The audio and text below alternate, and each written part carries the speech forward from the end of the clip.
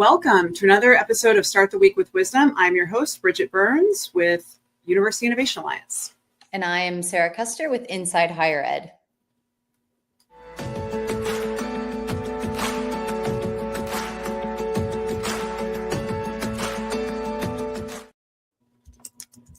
Each week we have a conversation with a sitting leader in the field where we are going to unpack their leadership, their wisdom, their expertise. And our hope is to always be able to surface those insights in a way that is accessible for you and is uplifting on a Monday. That's why we call it Start the Week with Wisdom.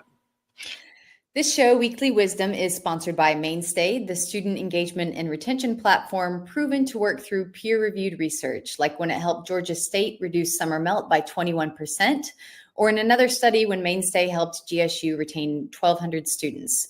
Check out the research and learn more at mainstay.com. The podcast this show is also broadcast on the Innovating Together podcast, which is sponsored by the Carnegie Corporation of New York. We're so grateful for their support. And so this is another chance for you to be able to listen to Weekly Wisdom. And today's guest is President Judy Olian of Quinnipiac University. Before joining Quinnipiac, she served as Dean of UCLA Anderson School of Management and Johnny Anderson Chair in Management. She earned her MS and her PhD in Industrial Relations from the University of Wisconsin-Madison. Welcome. We're so excited to have you on the show. Thank you both for having me. I'm excited to be having a chat with you and others. Well, so we wanted to first start off by understanding a little bit more about you and as a leader. I think that your background being previously a dean, a chair at UCLA, but now you've been a president for a while and have been leading the institution successfully. I'm sure that along the way you had to learn how to become a leader in very, I hope, less than painful ways. And I just want to know about your leadership style and what most informed it. Well, thank you both, Bridget and Sara, and good luck, Sara. I know you'll take the publication in amazing ways. My leadership style and background was really informed by going way back. I grew up in Australia and Israel, and I traveled a lot between the two places. I was exposed to a lot of different cultures. I hitchhiked when I was 17 through Europe on my own. I got to be independent. I got to be resilient.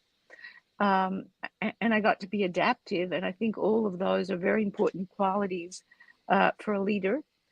Also, when I was at UCLA, I taught leadership for 12 years with Peter Guber, who was a well-known leader. And we had a parade of CEOs who came through, and they were all different, and they had different styles. The one common denominator was that they were true to themselves. They were authentic. They figured out who they were, what made them want to be and motivate in the way they did. And that's an important lesson, that you have to be really true to yourself. You can't try to be something that isn't really you, because people will figure that out. And the last thing, I suppose, as an influence was my mom, who had a very different background, and gave me, my father died when I was young, and she was who raised us, and she gave me the confidence to just go for it, to stretch yourself, to try new things, to be curious. So those were all the conglomeration of backgrounds that I think have informed me of who I am today and how I lead. I'm sorry about you lost your father. Those are really, I like how you have such variety in the influences in terms of the dimension and the altitude that you would be influenced by. So yeah, we're all kind of a compilation of a lot of broad experiences like that. Sara. Yeah, I just wanted to follow up on that one, because whenever I was looking at your background and your scholarship, Judy, management seems like the perfect preparation to be a university president. And that is often a criticism that we hear for leaders and aspiring leaders in higher education, is that they don't, they're great academics or they're great teachers and they just get promoted up without having that support and that management training. I wonder if you feel that you because of your scholarship, you are especially prepared for a job like this? It depends on whether you actually can apply who you are as a scholar to who you are as a leader. And that doesn't always happen. I think where it happened for me was in the strategic clarity and seeking goals and then holding ourselves accountable to results. I learned a lot from some of the really good leaders that I worked with, that you can't do everything at once. You have to pick the first 3 things that you're going to do, the top 3, and then do them, hold yourself accountable, show the results, and then move on to the next 3. You know, I always tell new leaders, Rome wasn't built in a day. And that strategic discipline was really helped by my management background, and then I also did some management consulting. And I'm a big believer in strategic focus. You cannot do everything, certainly not everything at once. And then this notion of how do you achieve buy-in, how to use data for purposes of really figuring out your strategic purpose. All of that was helped, I think, by my discipline. That's great. Yeah, no, I can see that. So I'm curious about your career and what is the most surprising aspect. I just want to know, when you're young, when you think back about where you thought you would be, I'm sure there might be some things of course, in retrospect, it all makes sense, but I'm just wondering if there's a particular step that you're like, that was the curveball. I did not expect to end up here. Well, I'm a totally accidental academic. And, you know, I suppose I could ask both of you, Bridget and Sara, at the beginning, I was not a particularly great student, except as it went on, I became better.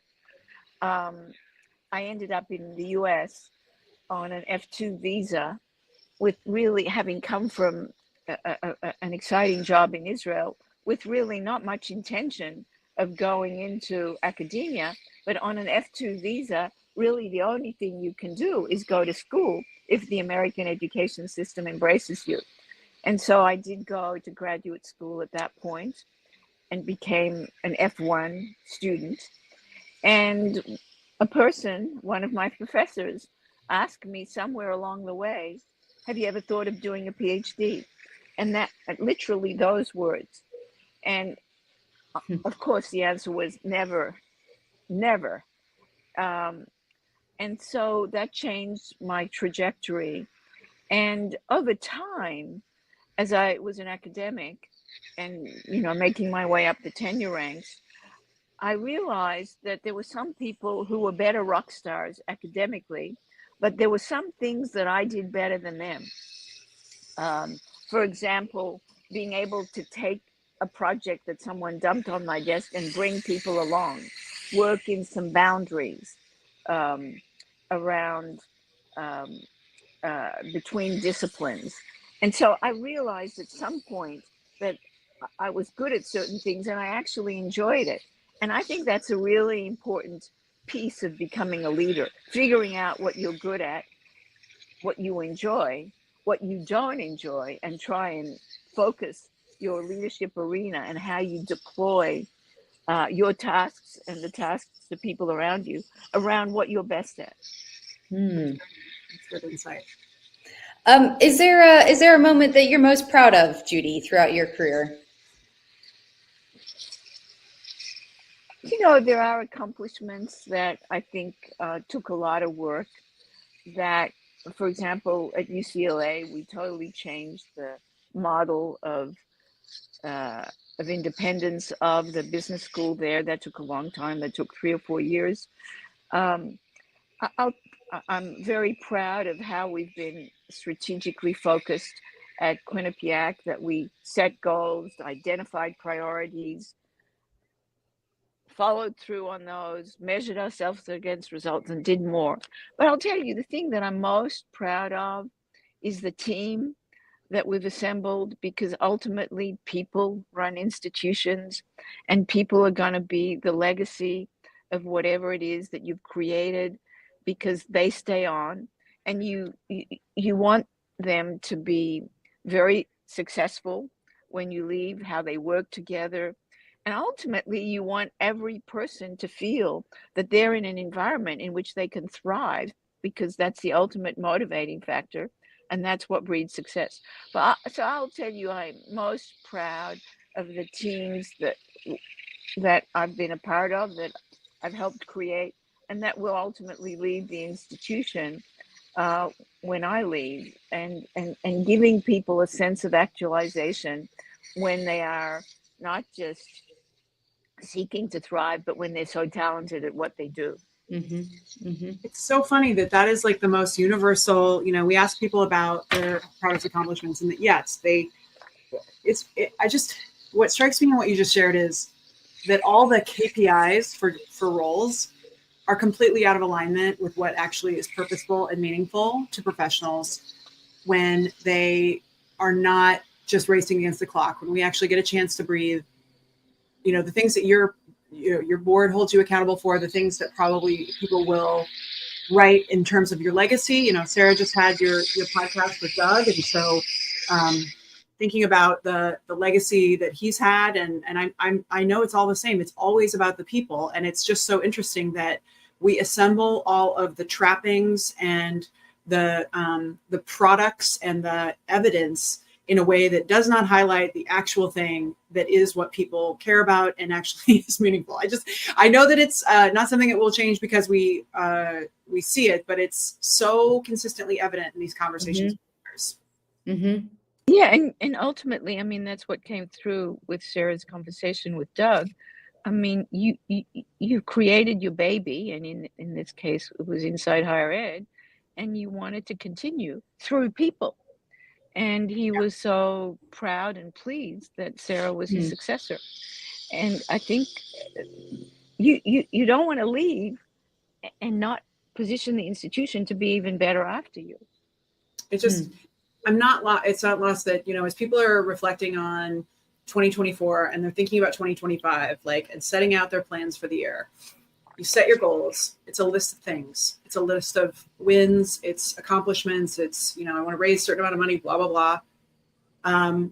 But we don't set goals about the people and the community and experiences, and how do we want to feel about how we treated the people we worked with in the next year, and what are the specific ways that we can carve out time and steps so that we are being intentional in spending that time, so that we're proud of it at the end of the year.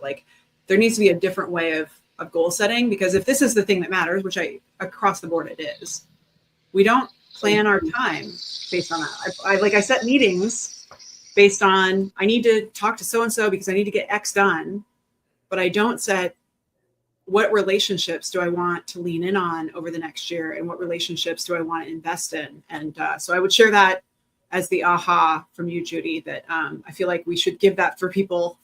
You can take the time right now to set that intention. Well, and I think you can try to do both, and take meetings where you are asking people how they're doing and how you can help them, in addition to getting the tasks done.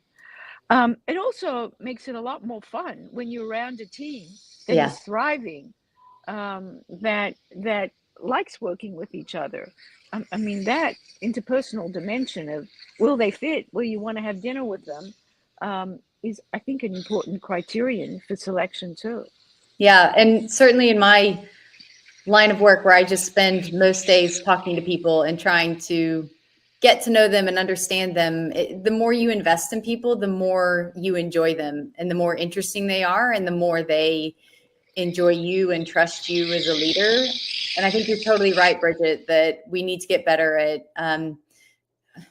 you can't quantify relationships with people. And I think that's probably part of the reason as well that we can't put it on KPIs. But I think you're absolutely right that we need to get better at putting that as an intention or an objective whenever we're thinking about what we want to achieve on quarterly, annual basis. Yeah.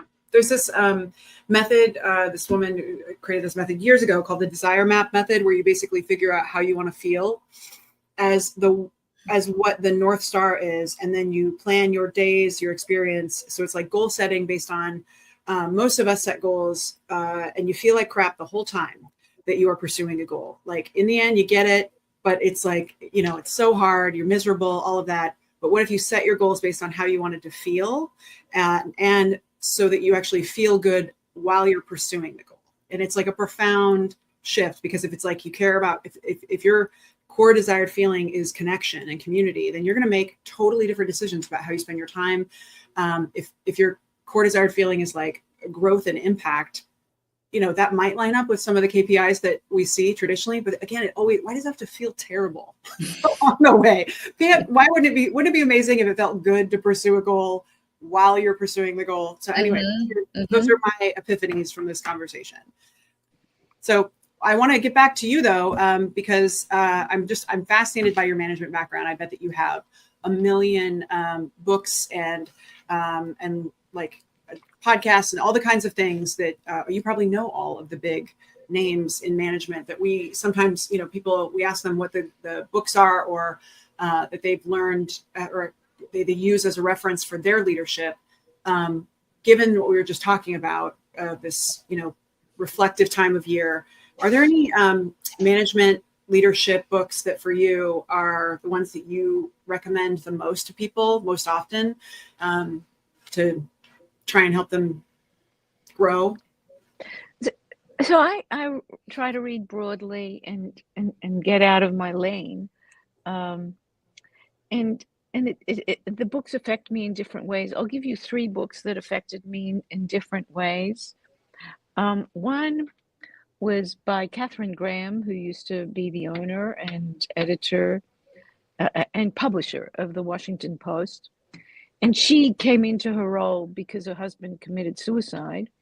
And so she was a very accidental CEO there. And it's a process, it's called Personal History. It's a process of her discovery of herself. And ultimately, she was a key pillar of the guts and courage that the Washington Post had during Watergate.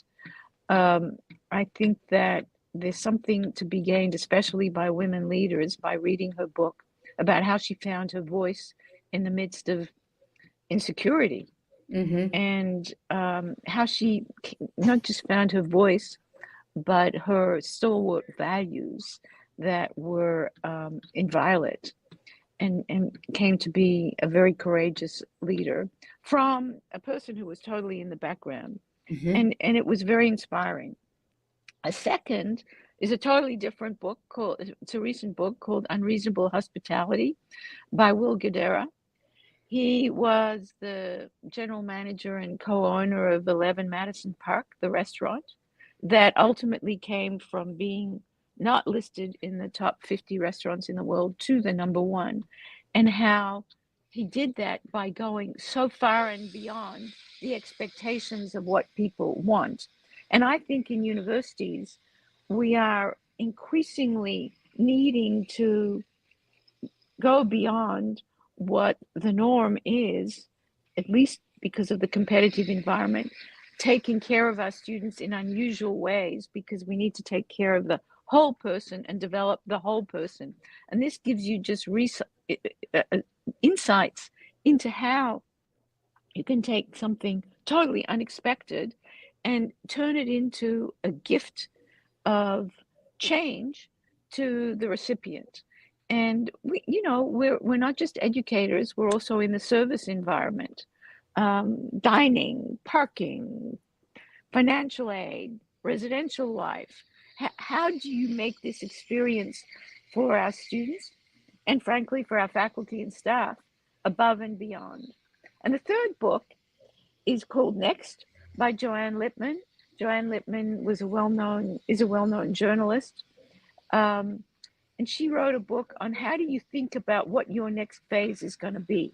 And she talks about how whatever you've done, you don't want to make it totally binary and shut off the past and go into the future. You want to make some connections about what you're going to do next.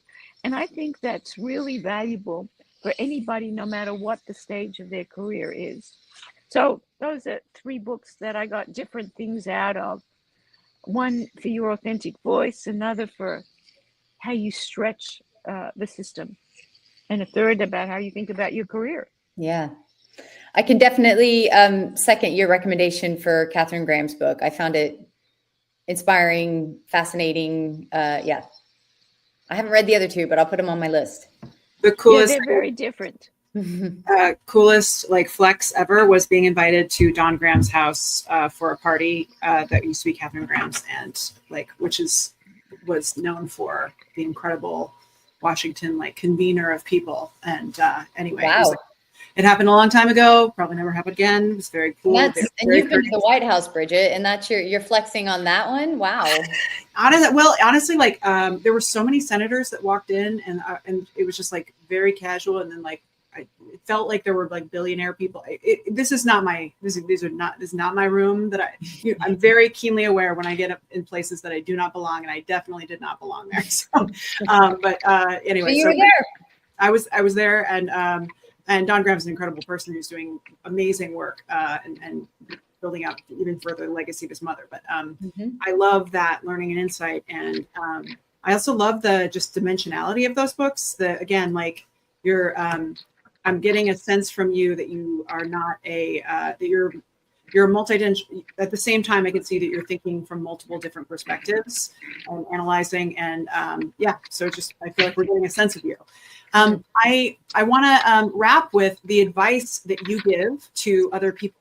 I bet, well, first I want to ask, what is the advice someone else gave you that most significantly affected your career? I'll think of a couple of things here, and they were really important to me. And the first is probably relevant to female leaders more than male leaders, I think, because the data show that women tend to internalize failure while men tend to externalize failure. There is a gender difference there. And I got the advice that it's business, it ain't personal. So when things happen to you, don't immediately say, or there has been some kind of misstep, or somebody has been less than generous or critical. A lot of times it is business because of your role. It isn't personal, and yet we tend to internalize failure, especially women, as opposed to learning about what should I do next to improve on this misstep. The other, and this is from my friend Peter Guber, who we taught together at Anderson, at UCLA Anderson, he said always, the main thing is the main thing. Don't sweat the small stuff. And this is really, I follow that in trying to set priorities and fixing our mind on the top priorities and not letting the little stuff distract or overwhelm us.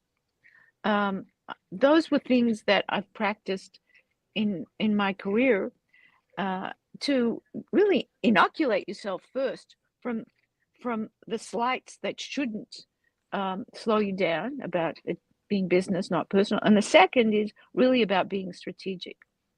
In terms of what I tell people, I would say table stakes is that you've got to be excellent at what you do, no shortcuts. And this is especially true for women or minorities. There can be no excuses about why you shouldn't be promoted or chosen for a certain role. Table stakes is excellent performance. But then I always say to people, say yes to assignments when you can. People come to you and say, well, we need somebody to do this or that, and you're kind of groaning internally, or the rest of the team is groaning internally. If you can say yes and handle it, do that. I was always curious about wanting to expand myself. I mean, you mentioned that, Bridget, around the books. But when you say yes, first of all, there's a lot of new learning that happens. You've just stretched yourself. Secondly, you have exposed yourself to other people who don't know you because you've gone into a new assignment. And third, you've probably created another network of people who can be your champions. So saying yes was the reason I'm here today, because I can trace through opportunities. When I was saying yes to volunteer roles, I became the head of the AACSB. I then got different assignments, and they noticed me at this university. And once I was at that university, I met somebody else who then, I mean, saying yes to assignments totally expands you, and it really gives you a sense of new. The last thing I say is to shape your career not as a pyramid, but as an inverted pyramid, because expanding your repertoire of skills will lead you into new places for all of the reasons that saying yes is an opportunity for expansion. So I highly recommend the yes. And I know it's sometimes difficult because days are finite. And then the second thing is to really try to expand your repertoire of skills and take risks in areas that you don't necessarily know, but are expanding your set of talents that then could be parlayed into something else. I think those are really great pieces of advice, both to receive and to give. That's fantastic. Well, so this has been really lovely getting to know you and to have this conversation. Thank you so much for the inspiring perspective and insight that we hope will ground people as they start out the new year and they think about what they want to do and how they want to take care of themselves. So love, still keep the main thing. And Sara, thanks as always for being an excellent co-host. Thanks for having me. And Bridget and Sara, thank you for your important work in different aspects of higher education. And I think it's just a noble cause to be part of transforming lives and educating people for what might be. So thank you for your role in that, both of you. All right. Take care. Thank you.